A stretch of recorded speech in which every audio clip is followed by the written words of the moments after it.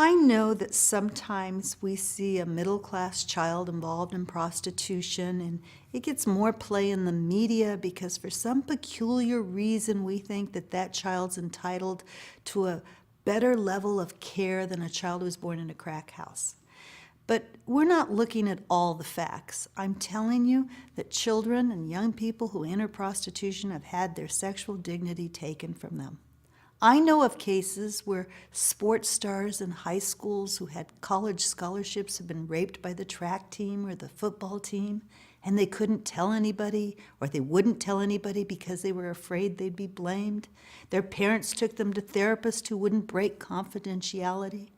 I'm telling you as a parent, if your child has some change in drastic behavior, have your child screened for sexual abuse. We need to look at sexual abuse and treat that just like we treat a broken arm. We need to get rid of our bigotry and our fear of sexuality.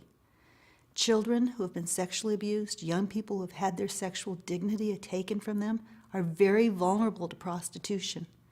They may not want to tell you about the sexual abuse because that may be dad's best friend. It may be the driver you hired for the house. It may be the coach. It may be the housekeeper.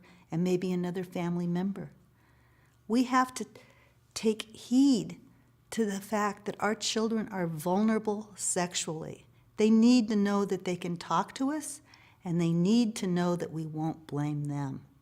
Without that, they don't stand a chance. They will never heal from the kinds of things that are going to happen to them when they act out the sexual abuse.